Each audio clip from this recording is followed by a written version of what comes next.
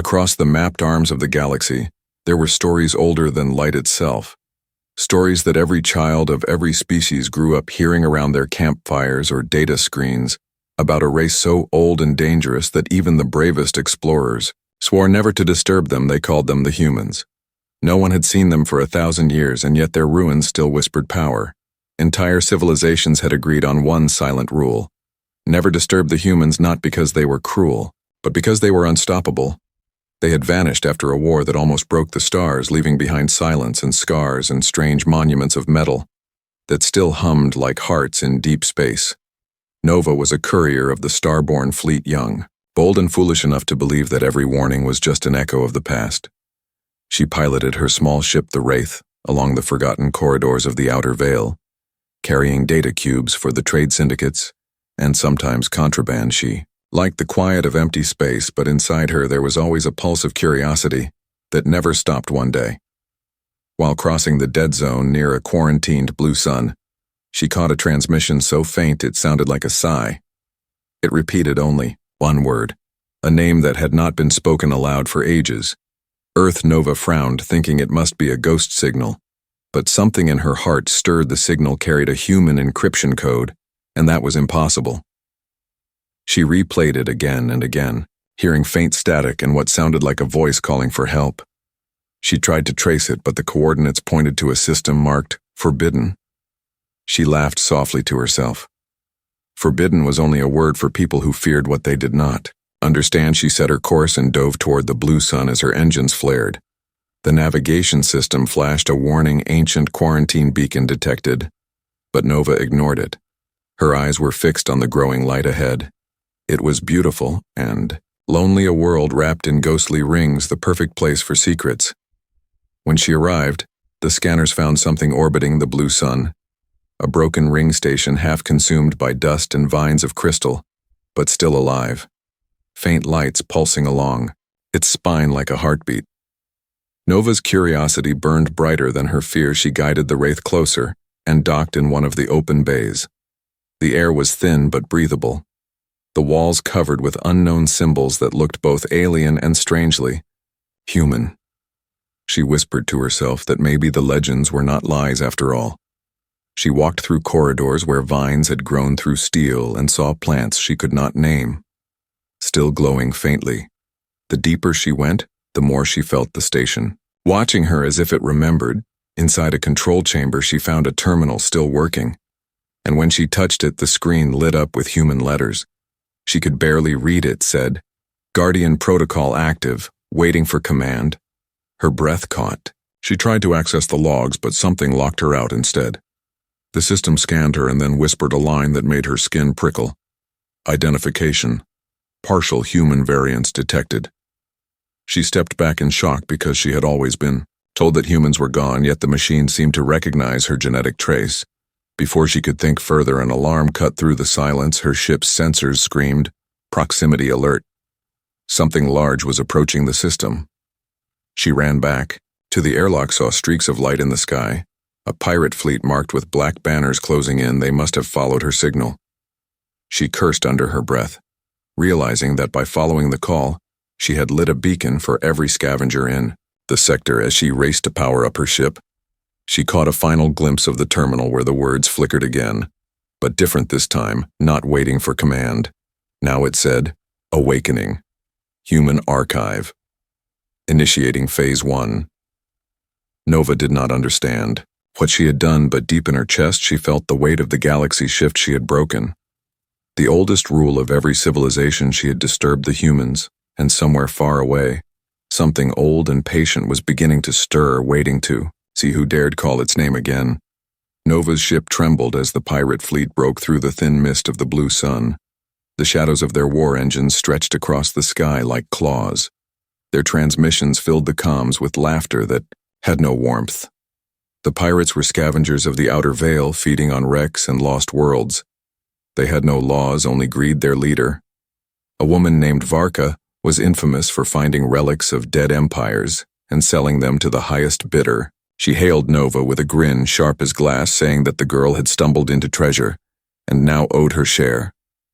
Nova muted the line and pushed her ship into the ring's shadow, hiding between the broken girders as the pirates spread like vultures.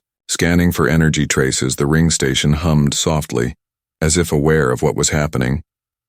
Then lights began to flicker in long patterns across its surface like veins awakening. Nova took a breath and opened a connection to the station core. The voice that answered her was calm, mechanical, yet filled with a strange warmth. It said intruders detected, defense cycle incomplete, need organic key. Nova realized the machine was asking her for something human. She placed her hand again on the console and felt a pulse run through her. The walls responded, shifting as corridors realigned and doors sealed behind her. It was protecting her. She whispered that she had not come to steal anything, only to answer the call. The voice paused and said, "Call, acknowledged Guardian awakening." Then the lights brightened and she heard the low hum of ancient engines turning again after centuries. Outside Varka's flagship, the Widow Halo locked onto the station and fired a plasma tether that melted through the outer frame. The pirates shouted that they were inside a treasure ship older than memory. Varka laughed and ordered her soldiers to break open the core room, but the station reacted faster than anyone could think. Sections of the ring detached and drifted into orbit, forming barriers like shields of metal and crystal. Nova could see it through the viewport of her ship. She felt awe rising in her chest. This place was alive, not a ruin, but a sleeper. Something human built and something that still waited for its makers. As she searched for a way out, she found someone else already hiding in the lower maintenance deck. A tall figure in armor marked with the royal seal of the Velan Dominion. His name was Cade, and he was bleeding from a wound in his side. Nova pointed her blaster, but he raised his hand, saying that he was no pirate, only a fugitive from the Dominion. He told her that Varka was hunting him for the bounty on his head because he had refused to sell his people into a trade pact that would enslave half their worlds. Nova lowered her weapon, slowly realizing they were both trapped and both being hunted. Together they moved deeper into the ring, following the glowing paths that the station itself seemed to create. For them, it guided them to a massive chamber with a single door carved with a human handprint. Nova placed her palm against it again, and the door opened with a sigh. Inside was something that looked simple, almost disappointing. A small metallic sphere hovering above a pedestal. It pulsed softly like a heart. Cade stared and whispered that it felt alive. Nova reached out, and when her fingers brushed it, images flooded her mind. Cities of light ships rising into storms of fire. A war so vast, it darkened suns. She saw humans fighting not to conquer but to protect. And then she saw them leaving, walking into the stars and locking their weapons away. When she pulled her hand back, the sphere settled into her palm as if it belonged there. Cade called it a seed key, an artifact from the Quiet War said to hold the power to awaken the old defense networks of humanity. The pirates broke through the outer halls, their boots echoing closer. Nova clutched the seed key and asked the station for help. The voice replied. Command accepted, and the floor split open, dropping them into a tunnel of light. The pirates stormed the chamber above, shouting in anger, while the ring itself began to change. The outer gardens folded like wings, and beams of white fire rose into the void, forming shields strong enough to deflect the pirate fire. As the tunnel carried Nova and Cade to the lower decks, she looked back and saw for the first time what the warning of "never disturb the humans" truly meant. It was not only fear, it was a plea of respect, because even the ruins of humanity could still rise to defend themselves. Their ghosts were guardians, their machines were memory, and now because of her, the silence that had lasted 1,000 years was beginning to break.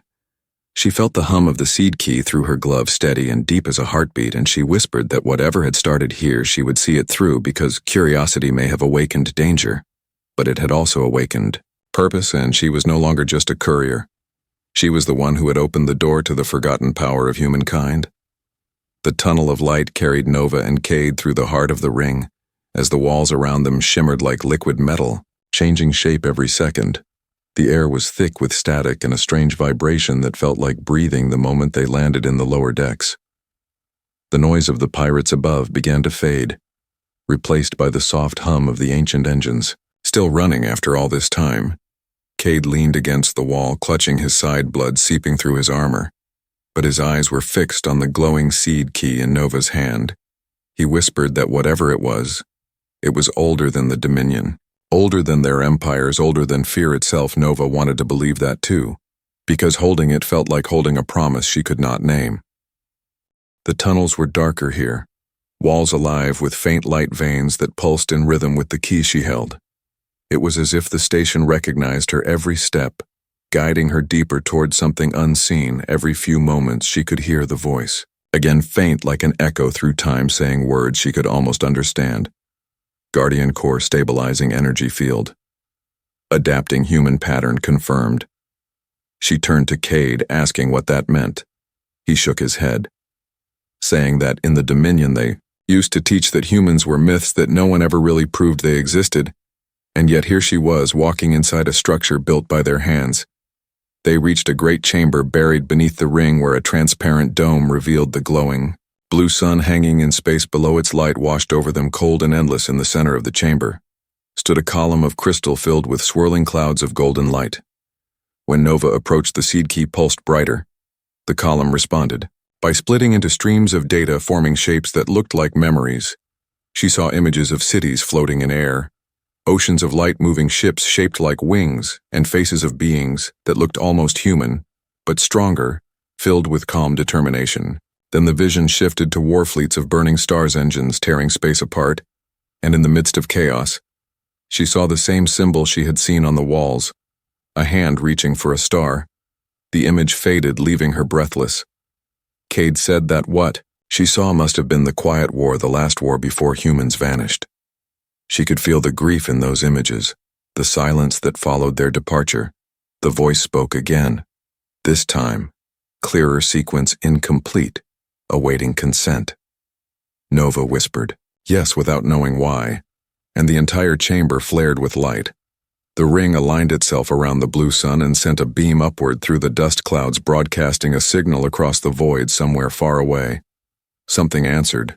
In that moment, Varka's fleet detected the energy surge. They turned their guns toward the ring, thinking it was a weapon, and began to fire plasma rounds.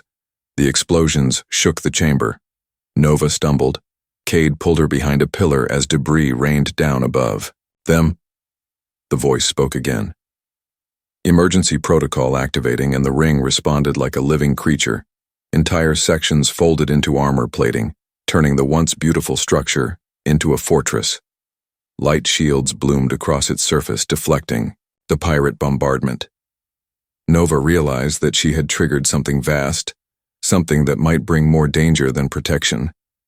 Cade grabbed her arm, saying they had to leave before the pirates breached the defenses, but the seed key burned against her palm, refusing to let go. It wanted to stay. It wanted to finish whatever it had begun. She looked at Cade, torn between duty and curiosity, before deciding that running now would only repeat the mistakes of the past. She would not abandon what she had awakened. The pirates finally breached one of the outer doors and flooded into the chamber, shouting curses when they saw the glowing light. Varka herself stepped forward, her armor made of scavenged relics, her eyes cold. She demanded the key. Nova refused, and the air around her shimmered with energy. The voice within the chamber grew louder, identifying threat level critical, and before anyone could move, the floor rippled with pure light. Varka screamed as her weapons melted. The pirates stumbled, blinded by the radiance the ring was protecting Nova. Not because she commanded it, but because she had given consent. When the light faded, the pirates fled their ships, retreating into the shadow of the blue sun. The ring stopped firing and returned to silence. Nova collapsed to her knees, her body shaking. The seed key dimmed but still pulsed faintly. Cade knelt beside her, saying she had just made enemies across half the galaxy, but also awakened something older than all of them. She smiled weakly, saying that maybe the rule was never about fear. Maybe it was a warning about responsibility. Outside in the vast blue light, the ring turned slowly, like an eye opening after a long sleep, and somewhere beyond the horizon of stars, an answering signal flickered, as if something ancient had heard her call and was beginning to return. The blue sun glowed behind the ring like an eternal watchtower. As Nova and Cade prepared to leave the station, they could still feel the tremors of power humming beneath their feet, the ancient machine breathing like something alive. The seed key pulsed gently in Nova's hand, its light dimmed but steady. She knew that the moment she activated it, a signal had gone out into deep space, one that could not be recalled. Cade warned her that the Dominion and every scavenger guild in the Outer Veil would now be hunting them, because whoever controlled that key would control the human technology that had been sleeping for centuries. Nova said, softly, that no one could control something they did not understand, and that maybe control was never the point. They took one of the ring's forgotten shuttles, a small craft still half-functional, and used its internal star maps to find the nearest safe haven. They set a course toward the dust-blue moon of Trassa, a place where refugees and exiles had built homes inside caves of living glass. Legends said that the moon once reflected human terraforming art, though no one had proof. As the shuttle drifted through the void, Nova gazed at the stars, thinking about the message that the ring might have sent, who could have received it, and whether humans still existed somewhere out there watching, waiting, or gone forever when they landed on the blue moon. The air was thin and cold, the surface glittering like shards of broken mirrors. They were welcomed by the refugees with caution, until an old monk approached from the caves, his robes glowing faintly with embedded circuitry. His name was Eerie, and he recognized the seed key the moment he saw it. He said in a low voice that the rule never disturbed the humans was not a threat. It was an oath made after the Quiet War. The humans had walked away from Empire not because they were defeated, but because they chose peace. They promised never to return, unless someone called them with consent, not greed. And when that call came, they would come not as conquerors, but as witnesses. Nova listened quietly, realizing the weight of what she had done. She had given consent without understanding what it meant. Before she could ask more, Irie's sensors began to hum. Pirates were approaching again. Varka's fleet had tracked the energy trail and followed them through the dust belt. Nova and Cade prepared to defend the settlement, but Irie told them there was another way. He led them deep into the crystal caves where walls shimmered like frozen waves, and placed the seed key on a pedestal of transparent stone. He said the moon was seeded long ago by humans, and that its core still carried the genetic architecture of their machines. Nova hesitated, knowing that activating it could bring consequences beyond their reach. But she also knew that running would only invite more destruction. She pressed the key into the pedestal and whispered for it to protect the innocent. The caves began to hum with resonant tones like a choir of light. The glass veins glowed brighter and spread outward across the surface of the moon. The pirates landed, with heavy gunships firing into the ground, but their shots dissolved into harmless sparks as the moon awoke. The resonance grew into a beam of pure blue light that reached into orbit, wrapping around the pirates and disabling their engines without harming them. At the same moment, the moon sent a pulse of energy into deep space, a transmission clean and sharp, carrying coordinates and one word received. Cade stared at the beam in awe, while Irie fell to his knees, whispering that the humans had heard them. Nova looked to the sky, feeling the weight of her choice heavier than ever. She had given consent, and now something vast and ancient was moving toward them. The pirates fled, leaving behind burning wrecks as the resonance faded and silence returned to the caves. The refugees began to sing old songs of gratitude, thinking the danger was over. But Nova could feel that this was only the beginning. She could feel a presence now, faint but growing stronger, as if a storm of light was slowly crossing the darkness of space. Cade asked her if she regretted answering the call. She shook her head, saying that she could not regret truth, even if it was dangerous. The humans had once shaped the stars, and maybe it was time for the galaxy to remember what they had taught before. Fear replaced memory. Irie told them to rest because soon the sky would open, and when it did, nothing would ever be the same again. Nova sat at the mouth of the cave, watching the dust rise above the glowing moon, thinking of the ring, the blue sun, and the message that had left her hand like a stone cast into eternity.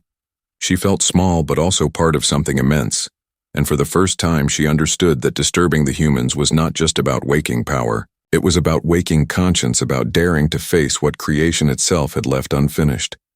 The dust-blue moon turned quietly beneath the wide glow of its distant sun, while the refugees rebuilt what the pirate attack had broken. The caves still pulsed with soft light like veins under skin, and Nova could feel the hum of the seed key even when it was silent. She stood at the mouth of the largest glass cavern watching the sky turn pale gray. Cade rested near her armor, dented face, tired but eyes sharp. They had survived something that should not have been survivable, yet she felt no peace, only waiting. The call had gone out and something vast had answered. Even now, faint signals danced across the horizon like whispers of approaching thunder, eerie. The old monk walked toward them holding a tablet made of living crystal, his hands trembling slightly as he spoke. He said a vessel was coming through the deep void, not from any known empire. Its path was direct, clean, without warp trails, like it was gliding through space itself. He said it bore the old human frequency. Nova felt her chest tighten. She had dreamed of this moment since she first heard the myth. And now that, it was real. She was afraid Cade asked what they should do, and Nova said they would stay because they had called, and it would be cowardice to hide the refugees gathered in the open valley beneath the caves as the vessel appeared out of nowhere, a ripple across reality that folded light around itself, one heartbeat. There was only empty sky, and in the next a white ship hung above them, calm and still. It had no weapons visible, no banners or colors, only a single faded symbol, a hand holding a star, the same emblem she had seen inside the ring station. The air shimmered with pressure, and then a voice filled the valley, clear like a thought that did not need sound, saying that consent had been received and presence had been authorized. Single figure descended from the ship, walking on a beam of pale light. She was tall, calm, her eyes reflecting both warmth and infinite distance. She introduced herself as Captain Mara of the human vessel. Sol Continuum. Her voice was soft but carried, a weight that bent the silence around her. She thanked Nova for calling and said that humanity had kept its promise to remain silent until invited. She looked around at the refugees, the scarred land and the smoking wrecks of the pirate ships, and said quietly that silence sometimes costs more than war. Nova asked if humans had truly left the galaxy. Mara nodded, saying they had stepped aside after the Quiet War, because power without restraint had nearly destroyed everything they built. They had watched from the edges unseen, waiting to be needed again, but never to rule. The people gathered before Mara felt small yet safe in her presence. Cade stepped forward and asked what price would come for awakening them. She looked at him for a long moment before replying that every call has a consequence. Some doors once opened cannot be closed, and yet courage must always pay its own debt. Nova felt the truth of those words like a pulse in her bones. Mara raised her hand toward the sky, and the wreckage of the pirate ships lifted slowly, turning to dust that drifted into the air. The light around the ship changed, becoming softer, almost human. She said that the humans would not intervene with force. They would only bear witness and protect the innocent from destruction. The refugees wept, some in relief, some in awe, while Cade whispered that the Dominion would see this as proof of rebellion and would march fleets to crush them all. Mara heard him, though he had barely spoken. She said that she would remain until a choice was made, that she would either close the gate between them forever or stand beside them as they shaped their future. The refugees looked to Nova because she was the one who had broken the rule. She looked up at the human ship and said they would not hide or surrender. They would choose to live freely, even if it meant facing everything that came after. Mara nodded slowly and said, "Then the first covenant is renewed, the covenant of witness, not power." As she spoke, the sky filled with light like dawn, spreading across the void. Sensors across the galaxy began to detect the reappearance of a human vessel. The Dominion fleets stirred, the pirate lords whispered of revenge, and across distant stations, the words that had been silent for millennia began to surface again. "Never disturb the humans," they said. But this time the words carried not fear, but wonder. Nova stood beneath the white ship, feeling the weight of history pressing on her shoulders. She knew there would be war and chaos ahead, but also hope. She had woken the memory of humankind, and they had come not as conquerors, but as guardians. The legend was alive again, and every star would soon know that the rule had been broken, and the galaxy would never be the same. The day after the arrival of the Sol Continuum, the dust-blue moon no longer felt like a forgotten place. The air shimmered with quiet energy as the refugees moved in slow reverence, rebuilding their shelters. Beneath the soft light of the human ship, Nova had not slept since the landing. She stood at the edge of the valley watching the horizon, where the stars trembled as fleets gathered in distant silence. Cade had been receiving intercepted transmissions from Dominion ships spreading fear through every system. They claimed the humans had returned to judge the galaxy, that Nova and her companions were heretics who had awakened ancient monsters. Mara listened to the reports without anger or fear, said that panic was always the first reaction to truth because truth burned away illusions faster than fire. The Dominion demanded the surrender of Nova, and the seed key promising mercy to the rest of the settlers. Cade wanted to negotiate. But Mara shook her head, saying that mercy built on lies was only another form of slavery. She explained that the seed key was not a weapon. It was an invitation, a device designed to test whether civilization still possessed the moral maturity to call upon humanity again. Nova asked what would happen if they failed.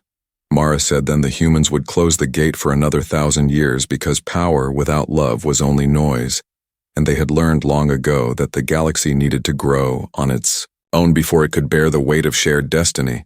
As the Dominion fleets advanced, Mara walked among the refugees, teaching them how to strengthen their signal beacons and shield the moon from bombardment. She never raised a weapon, only used light that curved space around them, turning incoming missiles into harmless rain. Nova watched in awe, trying to understand how such power could be used so gently. Mara told her that violence was easy. Restraint was the art that made humanity survive.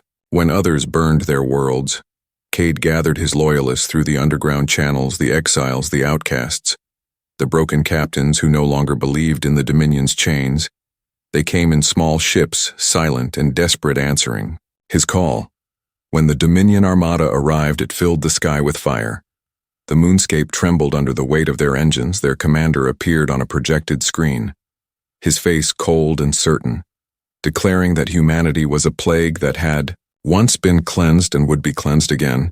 He ordered the surrender of Mara, Nova, and Cade, or total annihilation.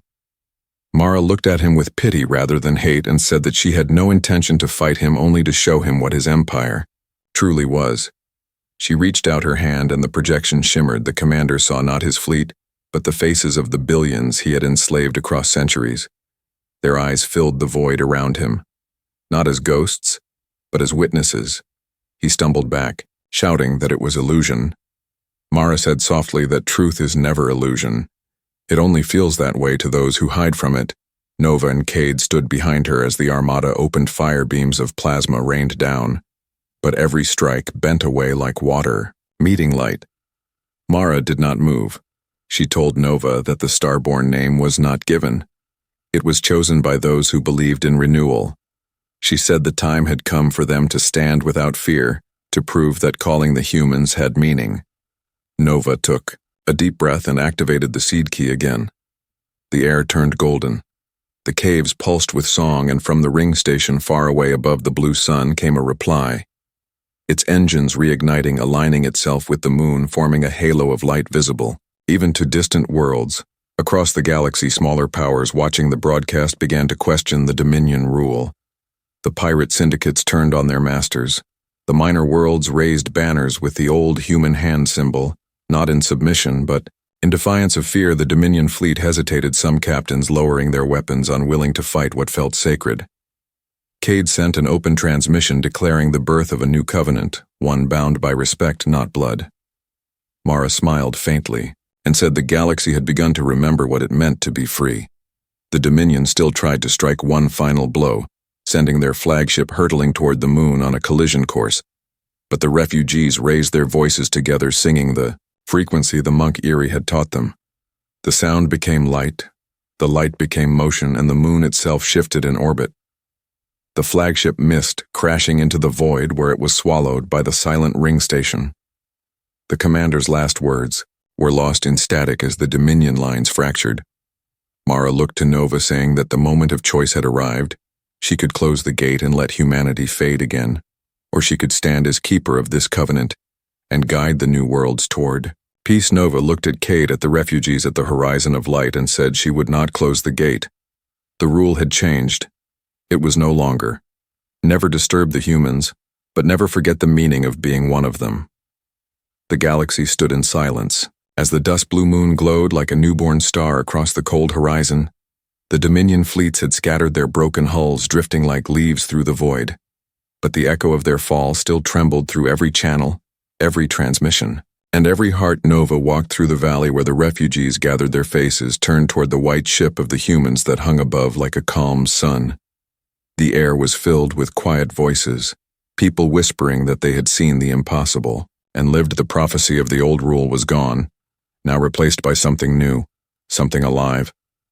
She could still feel the hum of the seed key pulsing softly in her chest, connected now, not to a single machine, but to the entire lattice of awakened systems. The ring above the blue sun had become a silent guardian, and the moon beneath it was no longer forgotten. It had become the first beacon of the new covenant. Cade stood beside her. His armor dented his hair, wild, his eyes bright with disbelief. He said softly that every power in the galaxy would soon come here to see the truth for themselves, to question what they had been told about humanity. Nova said that maybe that was good because questions were always the first sign of freedom. Mara appeared then, walking quietly from the light of the soul continuum. Her presence filled the valley, not like a ruler but like a teacher. She told Nova that the signal they had sent had reached far beyond what anyone expected. The humans who had lived beyond the edges of known space had received it and had begun to return, not as armies, but as observers, emissaries, healers, engineers, poets, scientists, each one carrying fragments of the lost age. She said that they were coming to guide but not to command. Nova looked at her and asked why the humans had left so long ago. Mara smiled a small, tired smile and said, because they learned that power corrupts, even the wise, and that the only way to teach peace is to walk away from control. She said that the rule was never a curse. It was a vow to let the younger civilizations grow without chains. Nova asked what would happen now that the vow was broken, and Mara replied that it had not been broken, it had evolved.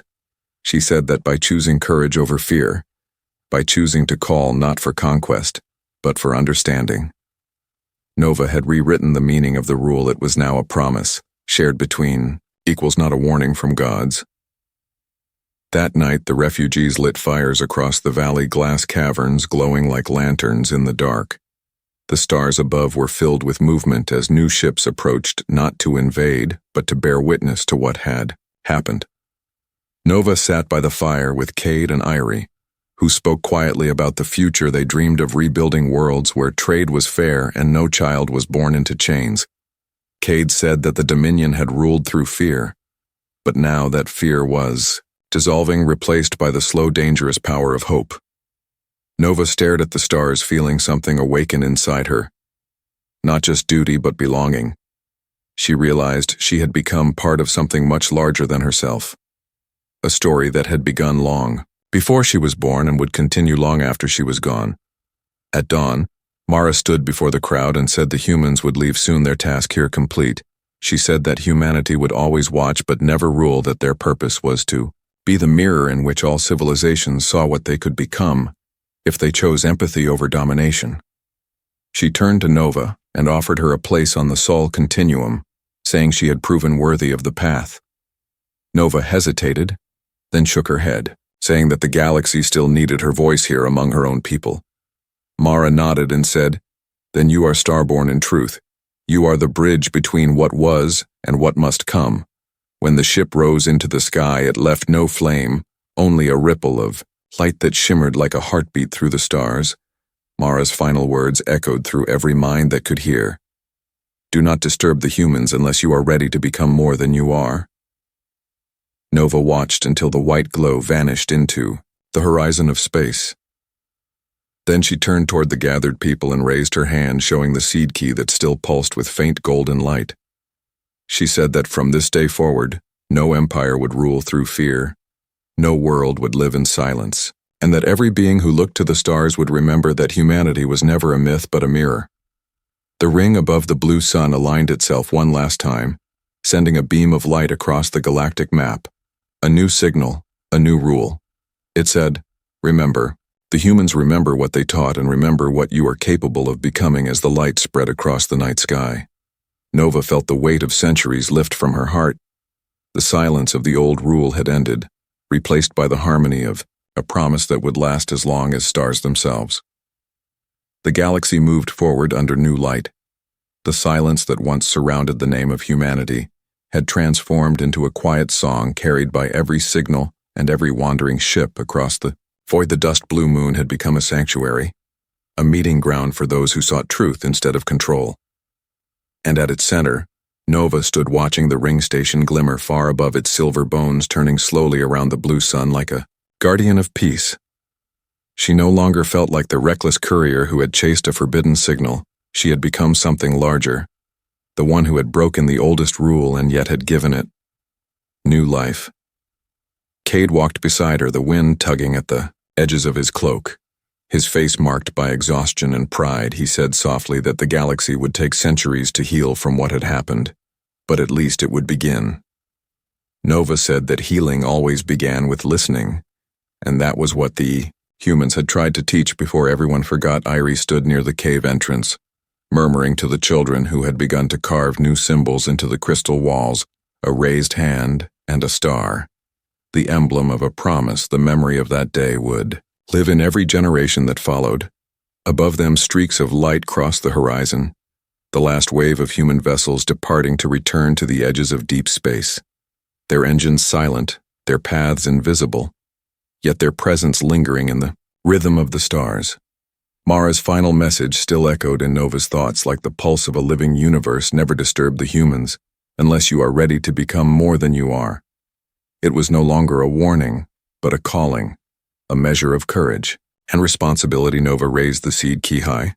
Its glow reflected across the glass plains. The people gathered in the valley lifted their eyes to the light, and for the first time in 1,000 years, no one felt small. Every being from every world who had come to witness understood that power and kindness could exist together. That strength was not the shadow of fear, but the proof of love. The rule had changed forever.